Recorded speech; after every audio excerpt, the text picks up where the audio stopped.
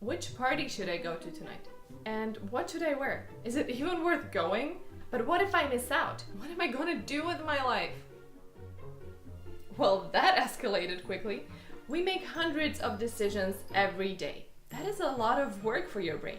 But how can we make smarter decisions? And above all, how can we be happy with our choices? That is exactly what we're going to find out in today's video.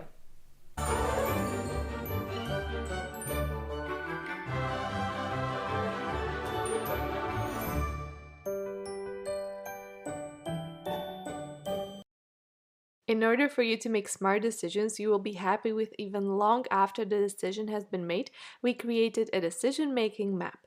The first question you need to ask yourself when you're making a decision is this really important? We so often overvaluate every option we have. Just consider how much time and energy you put into deciding what you wear, what you eat, or how you spend your time. Save your mental energy for the most important stuff. Making decisions requires effort, and if you deplete your brain on the small things, you will have less energy for the important stuff. The reason why we so often delay making a decision is that we don't know what the correct decision is. What we forget is that oftentimes there is no correct decision. Therefore, making a decision, even a seemingly bad one, is better than doing nothing. Taking time to think is great and sometimes necessary, but know when it has reached its limit. Ask yourself, is this decision worth this much of my mental energy? More often than not, you will find that the answer is actually no. Especially in those cases, make a decision without investing more time into it. But of course, we have to deal with more important things than deciding what to wear or what to eat for lunch. So in case your answer to the question, is this decision important, is yes, let's take a look at what you can do to decide smarter. The next tip for smarter decision making is perfect for situations when we have too many options to choose from. Choice overload happens when our mind becomes overwhelmed with all the possibilities. One research proved this by offering a selection of jams in a supermarket. They offered one group of customers 24 jams for free sampling. Another group was offered a selection of only 6 jams. The results of this study are fascinating. While people initially got more excited about the extensive selection, they had a harder time deciding which product to buy, and once they decided, they were less content with their choice. Hashtag FOMO. Customers who were choosing from the selection of 6 jams were much more content with their choice of jam they in the end decided to buy. So what can we learn from this when it comes to making better decisions? Sometimes we simply need to limit our choices, especially today when you can travel anywhere and do almost anything.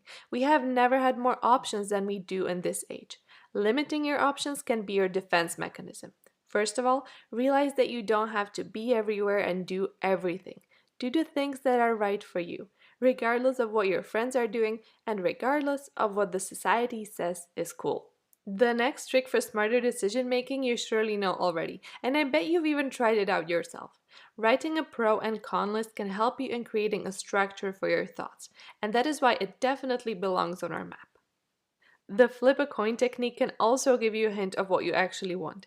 Ask yourself a yes or no question, assign a meaning to the sides of the coin, and flip it. The point here is not to let your life decisions be decided by a coin, but is to observe how you feel when the coin has decided for you. When we are uncertain or scared about making a decision, we begin to feel fear. Fear as an emotion makes us freeze. Our limbic system gets activated and we actually need more time to make a rational decision. Making a decision out of fear or when we are scared is therefore not the smartest thing. That is why sayings like sleep on it come into play. When we give our minds some much needed time to rest, we are more likely to come back to the issue with a new perspective. Another great way of making sure fear doesn't get in your way is answering the question, what would I do if it didn't work out? Write the question down on a piece of paper and write down an action plan of what steps you would take if things didn't go as planned. Oftentimes, these things are much scarier in our heads than they are in real life.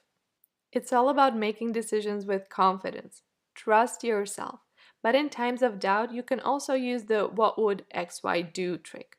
Think of a person you admire or simply ask yourself, what would a confident person do? What would an intelligent person do?